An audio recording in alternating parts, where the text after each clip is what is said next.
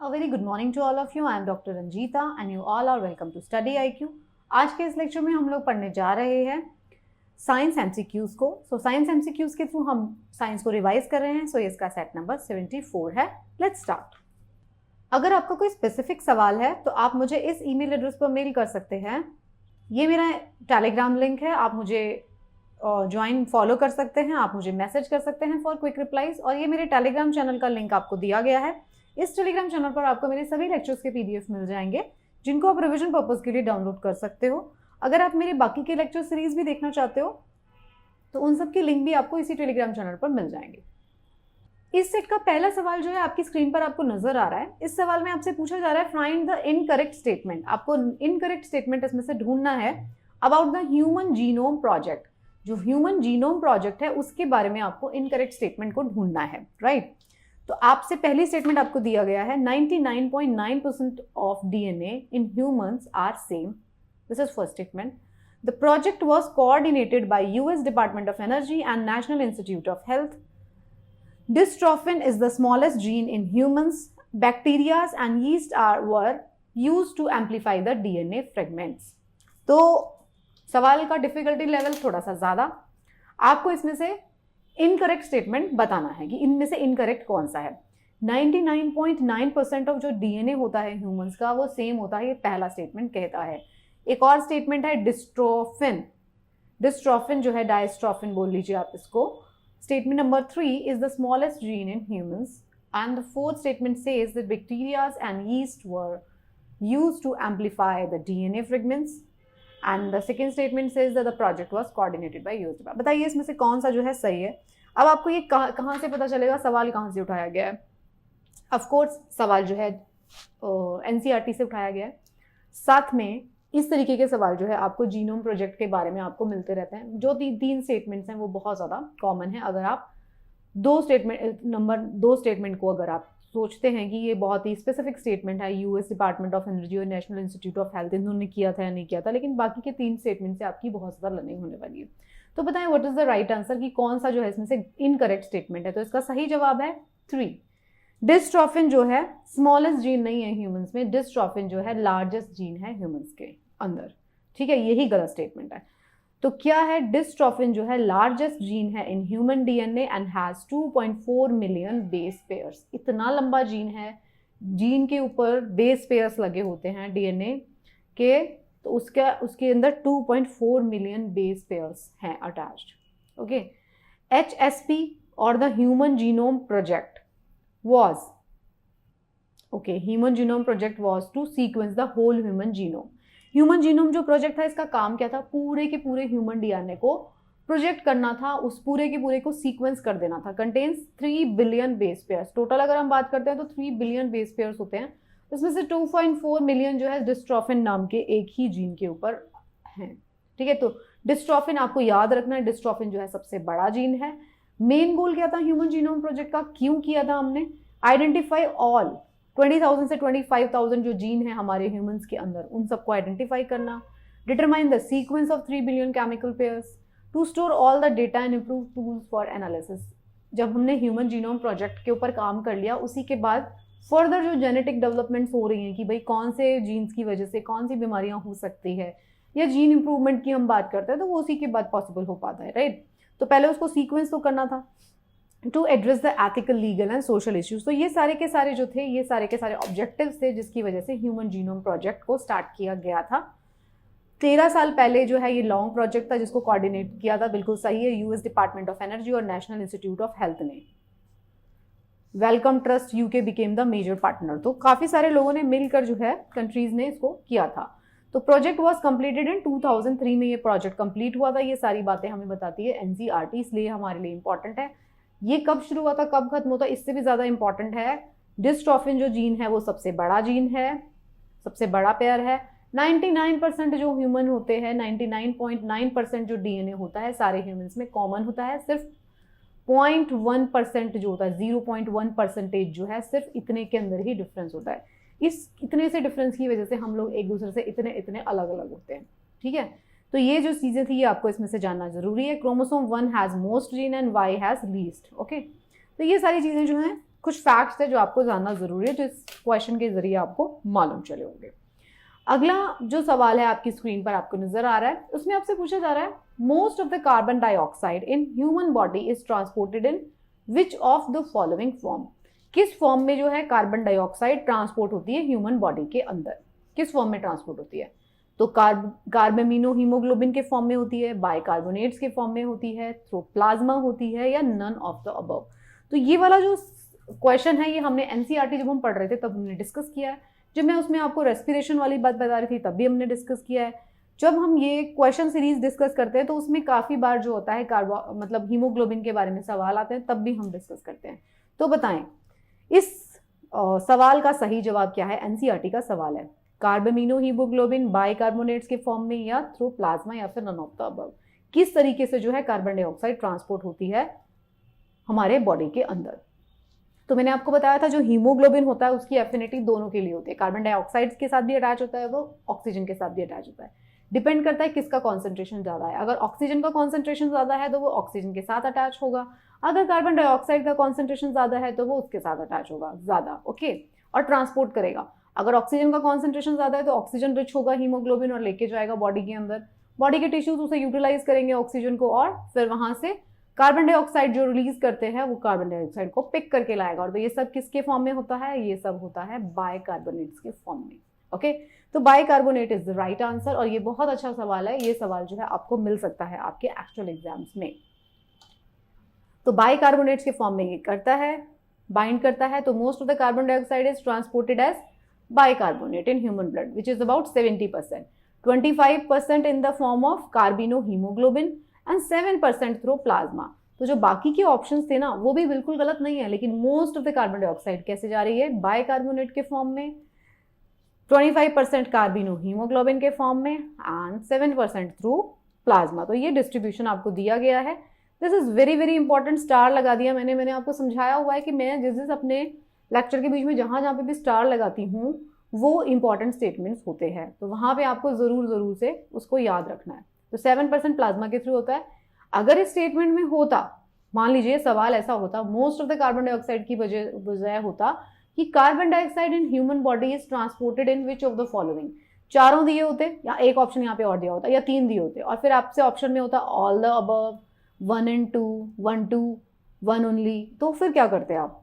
मान लीजिए बाइकार्बोनेट्स को भी आपको पता है, बाकी के दोनों फॉर्म भी आपको पता होने चाहिए कि इस तरीके से भी कार्बन डाइऑक्साइड जो है ट्रांसपोर्ट होती है, तो उसका डिफिकल्टी लेवल बढ़ जाता है ना क्वेश्चन का।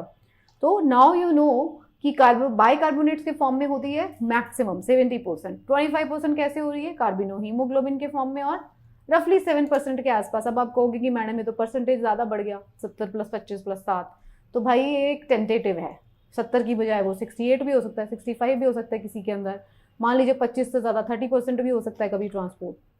तो पॉइंट क्या है? पॉइंट ये है कि मेजर डिस्ट्रीब्यूशन इस तरीके से है। Exactly opposite of oxygen transfer, carbon dioxide is transported from tissue to heart और लंग्स में जाती है, फिर in tissue where oxygen gets dissociated as carbaminohaemoglobin is form, okay. Carbaminohaemoglobin क्या है? Is carbon dioxide attach to haemoglobin, right? The condition for the formation of carbinohemoglobin are a low partial pressure of oxygen, carbon dioxide का partial pressure ज़्यादा होना चाहिए, acidity ज़्यादा होनी चाहिए और हाई टेम्परेचर होना चाहिए, तब बनता है कार्बिनोहीमोग्लोबिन, ओके, जब हीमोग्लोबिन के साथ अटैच होती है। अदरवाइज बाइकार्बोनेट्स के फॉर्म में अटैच होती है, CO2। In blood carbonic anhydrase enzyme जो प्रेजेंट होता है which in tissues when carbon dioxide partial pressure is high forms bicarbonate and hydrogen ions, right? तो ये आप इसको पूरा रीड कर लीजिए। ये जो है हमारी 11th क्लास की एनसीईआरटी का सवाल है। इस तरीके के सवाल आपके एग्जाम में हो सकते हैं, बिल्कुल हो सकते हैं, आपको जरूर पता होना चाहिए। सवाल नंबर 3 जो है आपकी स्क्रीन पर नजर आ रहा है, उसमें आपसे पूछा जा रहा है which of the following statement about human आई, हमारी ह्यूमंस की आई के बारे में स्टेटमेंट पूछा जा रहा है। पहला है the space between lens and retina of eye has a vitreous chamber, eye के बीच में और रेटिना, लेंस और रेटिना के बीच में जो है एक विट्रस चेंबर है, which has vitreous humour and which is colourless gel like substance, ये बता रहा है।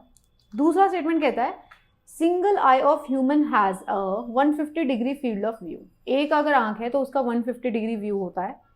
2 eyes in front of us use to determine the depth of the field, मतलब 3 डायमेंशन जो देंगी वो हमको दोनों आंखों की जरूरत पड़ जाती है 3 डायमेंशन देखने के लिए। Eyes has to be removed within 24 hours after the death if it has to be donated. तो आंख के बारे में 4 तरीके के आपको स्टेटमेंट दिए गए हैं। पहला स्टेटमेंट क्या कहता है कि लेंस और रेटिना के बीच में एक विट्रस चेंबर होता है जिसके अंदर विट्रस ट्यूमर होता है, फ्लूइड भरा होता है। दूसरा कहता है कि सिंगल आई से हम 100-150 डिग्री तक का वो विजन देख सकते हैं, और आई जो है उसको 24 घंटे के अंदर रिमूव करना होता है। तो इनकरेक्ट स्टेटमेंट कौन कौन से हैं इसमें ये पूछा जा रहा है। Only A is incorrect, B and C incorrect, A C incorrect और ओनली डी इज इनकरेक्ट। तो देखिए एक इसके अंदर बहुत आसान कर दिया गया ऑप्शन को। डी को अगर हम देखते हैं, अगर आप बात करते हैं आई डोनेशन की which is very very common nowadays, तो आई डोनेशन जो है ना, मरने के बहुत लिमिटेड घंटे होते हैं हमारे पास, 3-4, उसी में डोनेट करना होता है। अगर उससे ज़्यादा लंबा रह गया, अगर 24 घंटे हो गए तो आईज खराब हो जाती है, ये आपको समझना पड़ेगा। तो एक ये जो स्टेटमेंट है this is a very common statement, इससे आपको समझ जाएंगे ये इनकरेक्ट स्टेटमेंट है। तो ऑप्शन में एक है ओनली डी इज इनकरेक्ट और कहीं पे डी है भी नहीं, तो डी जो है इनकरेक्ट स्टेटमेंट है। ह्यूमन आई जो होती है उसके अंदर 2 चेंबर्स होते हैं, aqueous chamber and vitreous chamber. The aqueous chamber is present between iris and cornea having aqueous humor which is watery liquid, and the vitreous chamber is the space between lens and retina। तो lens और retina के बीच में vitreous chamber है, iris और cornea के बीच में एक्वस चेंबर है। तो 2 चेंबर है, एक aqueous chamber and vitreous chamber, ठीक है, दोनों चेंबर्स हैं। विट्रस चेंबर के अंदर विट्रस फ्लूइड है, it has maintain the round shape of eye. तो with aging the vitreous humors undergo vitreous degeneration requiring a thinner liquid consistency। जैसे जैसे एज बढ़ती जाती है विट्रस ह्यूमर जो है थिन होता जाएगा। जो सिंगल आई है उसका 150 डिग्री व्यू होता है, अगर टोटल दोनों आईज को मिला दे तो हमारा व्यू कितना हो जाता है 180 डिग्री। मतलब आप अगर यहाँ पे हैं तो बिल्कुल ये वाला भी आपको दिखाई देता है। यू कैन टोटली ट्राई, आप जहाँ पे भी बैठे हुए हैं आप अपने साइड में देखिए, आपको 180 डिग्री का व्यू दिखाई देगा पूरा। ओके, अच्छा थर्ड क्या था, और एक स्टेटमेंट था, ये देखिए ये कॉर्निया है, ये देखिए ये कहाँ गया, ये कॉर्निया है और ये क्या है लेंस। तो ये कौन सा है एक्वस चैम्बर, यहाँ पे वाटरी फ्लूइड है। फिर ये लेंस है, मतलब ये आइरिस है, और ये रेटिना है, इसके बीच में क्या है विट्रस चेंबर। तो 2 चेंबर हो गए, aqueous chamber and vitreous chamber. तो 2 चेंबर हो रहे हैं आईज में, हमने आई के स्ट्रक्चर में भी पढ़ा था, ठीक है। तो अगर हमको डेप्थ देखनी है किसी चीज़ों की तो हमें किसकी ज़रूरत होती है, दोनों आंखों की ज़रूरत। अगर आप अपने एक आंख पे पट्टी बांध लेंगे तो आपको जो है 3rd डायमेंशन नहीं दिखाई देगी, मतलब डेप्थ नहीं दिखाई देगी, 2 डायमेंशन में चीज़ें दिखेंगी आपको clearly.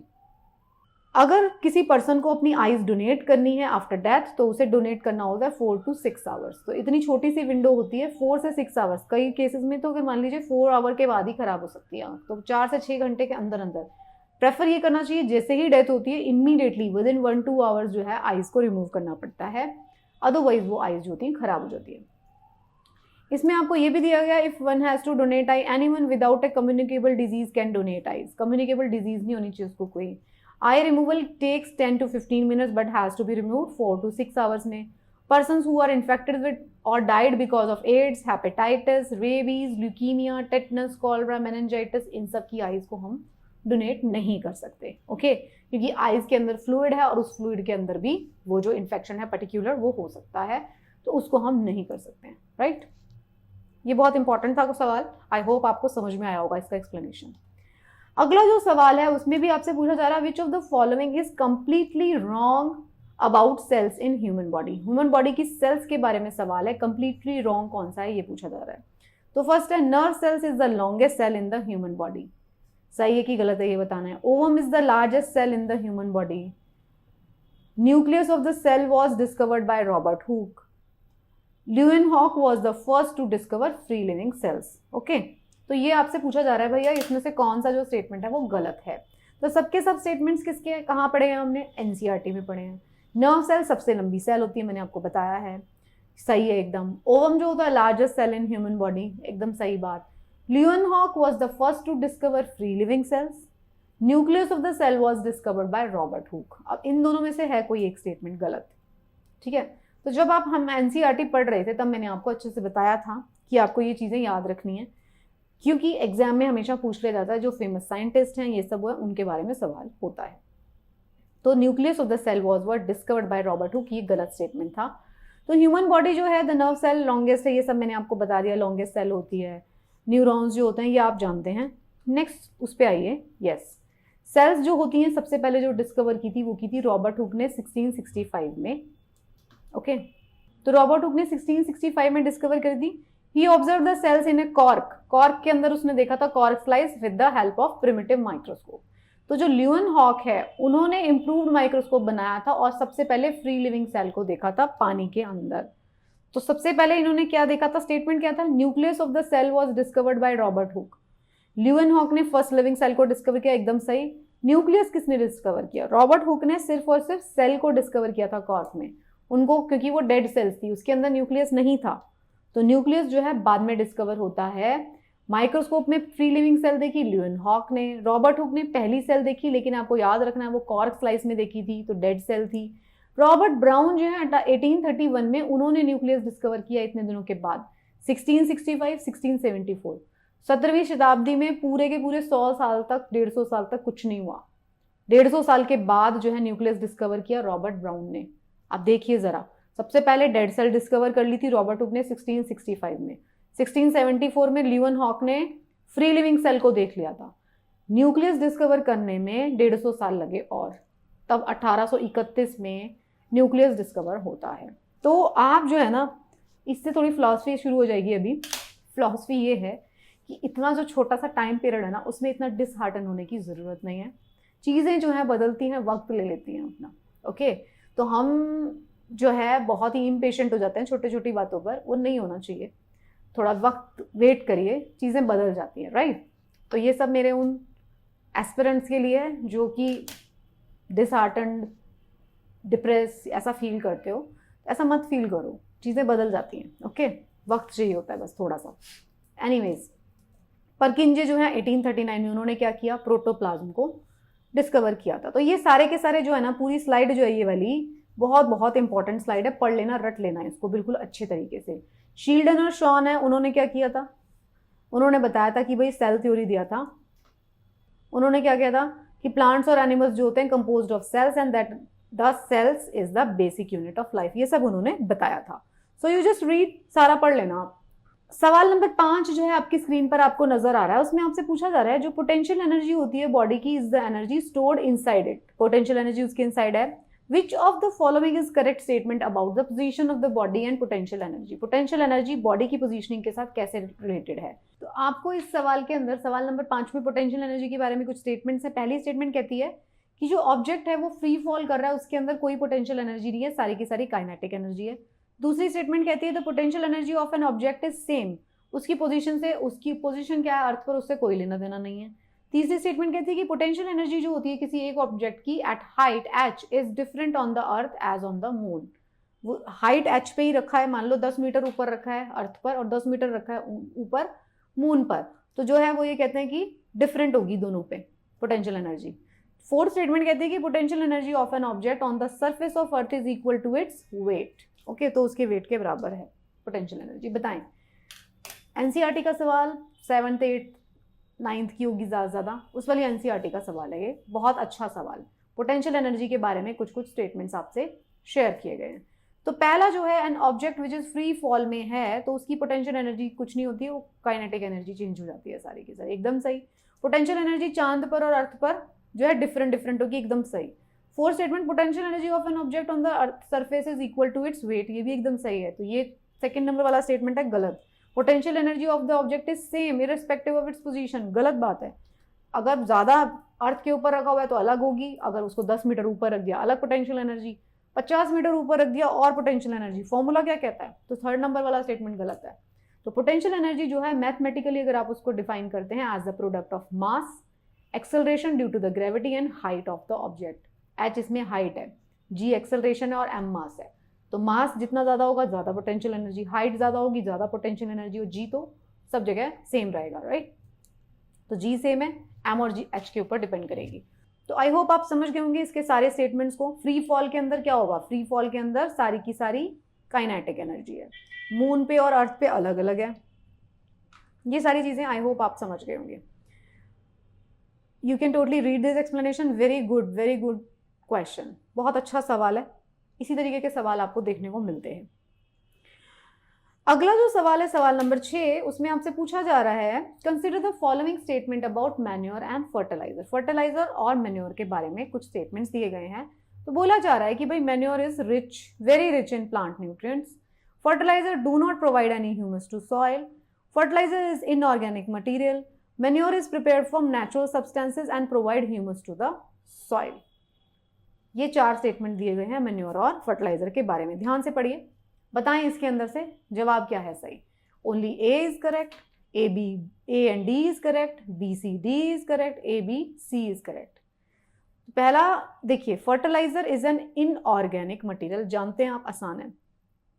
Fertiliser do not provide any humus to the soil, ये भी आप जानते हैं, केमिकल्स हैं। इनऑर्गेनिक है, केमिकल्स है। मेन्योर तो नहीं प्रोवाइड कर रहे, ह्यूमस तो नहीं प्रोवाइड कर रहे। Manure is prepared from natural substance and provide humus to the soil, एकदम सही। और फोर्थ स्टेटमेंट देखो, सारी स्टेटमेंट तो करेक्ट है नहीं ऑप्शन में। फर्स्ट स्टेटमेंट देखो, manure is very rich in plant nutrients. तो मेन्योर जो होता है ना, क्योंकि वो प्लांट से ही प्रोड्यूस किया जा रहा है, मतलब नेचुरल सब्सटेंस से ही प्रोड्यूस किया जा रहा है, plants, micro organism, other organism, उससे प्रोड्यूस किया जा रहा है। तो जरूरी नहीं, बिल्कुल जरूरी है कि वो बहुत ज्यादा न्यूट्रिएंट में रिच नहीं होता। किस में रिच होता है? वो ह्यूमस में रिच होता है। तो ओनली, तो क्या आ जाएगा इसका जवाब? B, C and D are correct statement. ये इसका है आंसर। करेक्ट स्टेटमेंट ढूंढना था। हाँ, तो मैन्योर जो होता है, not that rich in plant nutrients but provides a large amount of humus provide कर रहा है, न्यूट्रिएंट रिच नहीं है। बाकी न्यूट्रिएंट कौन प्रोवाइड कर रहा है? फर्टिलाइजर, वो इनऑर्गेनिक है। ओके, तो I hope you have understood. Explanation इसका पढ़ लीजिएगा, बहुत अच्छा एक्सप्लेनेशन इसमें आपको दिया गया है। तो ह्यूमस जो होता है is a fraction of soil organic matter that is amorphous and without the cellular cake structure characteristics of plant. तो माइक्रो ऑर्गेनिज्म और एनिमल्स ये सब नहीं होते हैं, ये सब होते हैं। ये देखिए, फर्टिलाइजर जो होते हैं used by farmers and families to help crop and garden grow. Manure जो होता है इनऑर्गेनिक सब्सटेंस होता है obtain from decomposition of plants and animals waste. Farmer dump plants and animal waste in pit और धीरे धीरे उसका मैन्योर बन जाता है। ये हम एनसीईआरटी में बहुत अच्छे से पढ़ते हो आप, कंपोस्टिंग, है ना। अगला जो सवाल है सवाल नंबर 7, ये एनडीए एग्जाम 2018 में पूछा गया था। इसमें आपसे पूछा गया which of the following has maximum inertia. Inertia सबसे ज्यादा किसका होता है? एटम का होता है, मॉलिक्यूल का होता है, 1 रुपए के सिक्के का होता है, या क्रिकेट बॉल का होता है? बताएं, एनडीए में पूछा गया था, थोड़ा सा दिमाग लगाना है, आपको पता होना चाहिए इनर्शिया किसके ऊपर डिपेंड करता है। एटम, मॉलिक्यूल, 1 रुपी कॉइन या क्रिकेट बॉल, किसका इनर्शिया सबसे ज्यादा होगा? बताएं। तो इसका सही जवाब है क्रिकेट बॉल। क्यों इसका ज्यादा होगा सबसे ज्यादा? क्योंकि inertia is the resistance of a physical object to change its velocity. उसे इनर्शिया कहते हैं आप, वो अपनी वेलोसिटी को चेंज नहीं करना चाहता। रेस्ट पे है तो रेस्ट पे रहना चाहता है, मोशन में है तो मोशन पे रहना चाहता है, जब तक एक्सटर्नल फोर्स अप्लाई नहीं होगी। So this include the change of the object speed और डायरेक्शन ऑफ मोशन, राइट। तो ये न्यूटन का पहला लॉ है which is known as law of inertia. उसमें क्या कहता है वो कि भाई कोई बॉडी मूवमेंट में है तो मूवमेंट में रहना पसंद करेगी, रेस्ट में है तो रेस्ट में रहना पसंद करेगी, अनलेस और until external force is applied to it. ठीक है, इस लॉ के according heavier objects are harder to move and the larger the force will require to move that object as the cricket ball is largest. तो heavier object है तो इसका inertia सबसे ज्यादा होगा। बहुत अच्छा सवाल था। अगला जो सवाल है उसमें क्या बोला जा रहा है? whether an object will float or sink in a liquid depends on, किसके ऊपर डिपेंड करता है कि कोई ऑब्जेक्ट फ्लोट कर सकता है या सिंक कर सकता है? ये चीज किसके ऊपर निर्भर करती है? तो पहला था मास ऑफ द ऑब्जेक्ट, दूसरा है मास of the object and density of the liquid only, तीसरा है difference in densities of the object and liquid, और फोर्थ है mass and shape of the object only. बताएं किसके ऊपर निर्भर करता है किसी ऑब्जेक्ट का फ्लोट करना या सिंक करना? बताएं, ए 1 2 3 4 में से क्या इसका सही जवाब है? तो इसका सही जवाब जो है the difference in the densities of object. जैसे कि आप देखेंगे कि बहुत सारे, the most appropriate option here is difference in densities. देखिए, अब कुछ लोगों को मास और उसकी शेप ऑफ द बॉडी भी लग रहा होगा, काफी हद तक वो भी सही है जवाब, लेकिन मोस्ट एप्रोप्रिएट क्या है? डेंसिटीज। क्योंकि डिस्पाइट ऑफ द शेप कुछ ऐसे लिक्विड आप देखेंगे जिनकी डेंसिटी बहुत ज्यादा है तो उसमें कोई चीज जो है सिंक नहीं करती, फ्लोट करती रहती है। तो एप्रोप्रिएट ऑप्शन क्या है? Difference in the densities that determine whether the object will float or sink. The shape of the object, the mass of the object and density of the object, ये 3 factors होते हैं जो काम करते हैं, लेकिन डेंसिटी जो है अलग से दी हुई थी। तो object will float if the less dense than the liquid it is placed in, and object will sink if it is denser than the liquid it is placed in. So according to ये Archimedes का principle है, object will float if upward buoyancy force that is exerted on the body immersed in a fluid। जितनी buoyancy force लग रही है उसके ऊपर depend करता है। तो बायोंसी फोर्स किसके ऊपर निर्भर कर रही है अलग से, फिर मास, उसकी शेप और डेंसिटी ऑफ द लिक्विड, तीनों के ऊपर। ठीक है, अगला जो सवाल है, ओके, इसी का अप्लाइड पार्ट आप इसमें पढ़ सकते हैं। अगला जो सवाल है वो भी एनडीए में पूछा गया सवाल है। इसमें आपसे पूछा जा रहा है which of the following is an organelle that is not found in prokaryotic cells. मतलब प्रोकैरियोटिक में नहीं है, सिर्फ यूकैरियोट्स के अंदर है। तो बहुत आसान सवाल, कितनी बार मैंने आपको बताती हूँ प्रोकैरियोट और यूकैरियोट में क्या डिफरेंस होता है। तो प्रोकैरियोट्स में नहीं है लेकिन यूकैरियोट्स में है। तो क्या है वो? Cell wall, mitochondria, plasma membrane या राइबोसोम्स। बताएं। थोड़ा सा मुश्किल हो सकता है क्योंकि आप तो 1-2 चीजें ही देखते हो, ये थोड़ा सा एक और डीप क्वेश्चन पूछ लिया गया है। तो सेल वॉल है इसका आंसर, या माइटोकॉन्ड्रिया है, या फिर प्लाज्मा मेम्ब्रेन है, या राइबोसोम्स है। क्या जो है इसका सही जवाब है? कौन सा जो ऑर्गेनेली है वो नहीं मिलता है प्रोकैरियोटिक सेल्स में? तो mitochondria is the right answer. तो प्रोकैरियोटिक जो सेल्स होती हैं, सिंगल सेल होती हैं, प्रिमिटिव जिनको कहा जाता है, तो उसके अंदर क्या था? न्यूक्लियस नहीं था, lack of nucleus, and other membrane bound organelles. Membrane bound organelle कौन सी है? माइटोकॉन्ड्रिया भी है। Besides the absence of nucleus, prokaryote also lack in mitochondria or any other membrane bound organelle that characterize the eukaryotic cell। Fine. तो उसके अंदर mitochondria भी नहीं है, उसके अंदर ट्रू न्यूक्लियस भी नहीं है, दोनों चीजें नहीं है। ये आप पूरा पढ़ सकते हैं। Flagellum, long whip. Prokaryotic cells के पास और क्या होता है? फ्लैजेलम होता है, सेल मेम्ब्रेन होती है, सेल वॉल होती है। ठीक है, ये तो होता है। ये साथ में क्या होता है? साइटोप्लाज्म होता है, राइबोसोम्स होते हैं, न्यूक्लियोइड होता है। ये सारी चीजें सेल उनके अंदर होती हैं। होता क्या नहीं है? ट्रू न्यूक्लियस नहीं होता, और मेम्ब्रेन बाउंड और ऑर्गेनेली जैसे कि माइटोकॉन्ड्रिया नहीं होता। आखिरी सवाल इस सेट का एनडीए में पूछा गया था। इसमें आपसे पूछा गया which of the following parts of the body does not take part in process of breathing. Breathing में वो पार्ट नहीं लेते। कौन सा पार्ट ऑफ द बॉडी है जो ब्रीदिंग में पार्टिसिपेट नहीं करता? ब्रोंकिया है, बोमेन्स कैप्सूल है, डायाफ्राम है, या ट्रैकियाज है। बताएं। देखिए, यहाँ पर एक ऑर्गन है जो कि रेस्पिरेटरी सिस्टम का पार्ट ही नहीं है, वो किसी और सिस्टम का पार्ट है। तो उस सिस्टम का जो, इसीलिए मैं आपको बोलती हूँ कौन सा ऑर्गन किस सिस्टम का पार्ट है। डाइजेस्टिव सिस्टम के कितने ऑर्गन्स है, उनका पूरा स्ट्रक्चर्स आपको पता होना चाहिए। रेस्पिरेटरी सिस्टम के कौन कौन से पार्ट्स हैं, एक्सक्रीटरी सिस्टम के कौन कौन से पार्ट है, एंडोक्राइन सिस्टम के कौन से पार्ट है, ये सारे आपको पता होने चाहिए। और मैंने आपको बहुत अच्छे से एक एक करके समझाया है कि एंडोक्राइन सिस्टम को अलग, फिर रेस्पिरेटरी को अलग, डाइजेस्टिव को अलग, और फिर सबको कंबाइन करके भी बने आपको बताया एनसीईआरटी में। ओके, बताएं इसका सही जवाब। तो इसका सही जवाब है बोमेन्स कैप्सूल। बोमेन्स कैप्सूल किसका पार्ट है? एक्सक्रीटरी सिस्टम का। ओके, तो बोमेन्स कैप्सूल जो है क्या है? ये ग्लोमेरुलर कैप्सूल जो है इसको कहते हैं। तो ये कहाँ पे मिलता है हमको? ये नेफ्रॉन जो है हमारे, उसके अंदर मिलता है। नेफ्रॉन क्या है? बेसिक यूनिट है फिल्ट्रेशन की। ओके, ये देखिए, जब आप इसमें से रीड कर लीजिए पूरा एक्सप्लेनेशन। तो बेसिक यूनिट जो फिल्ट्रेशन की है दैट इज बोमेन्स कैप्सूल। तो अगर process of filtration of the blood in Bowman's capsule is ultra filtration, glomerular filtration भी कहते हैं। And the normal rate of filtration कितना होता है? 125 ml पर मिनट। 1 मिनट में 125 ml जो है फिल्टर हो जाता है, equivalent to 80 times the daily blood volume. It is the major site for blood filtration. जितना हमारा ब्लड है उसका 80 टाइम्स ज्यादा जो है हमारे किडनीज फिल्टर कर देते हैं। ऑल प्रोटीन्स रफली 30 kilo daltons can pass freely through the membrane, although there is some extra hindrance for negative charge molecules. ये आप पढ़ लेना, बहुत अच्छा एक्सप्लेनेशन है। आप पीडीएफ को जब डाउनलोड करेंगे उसको पढ़ लीजिए आप, राइट। So that's it. ये हमारे इस सेट के कुछ सवाल थे। सो आई होप आपको ये सवालों के एक्सप्लेनेशन अच्छे से समझ में आए होंगे और आपको ये सवाल सॉल्व करके भी मजा आया होगा।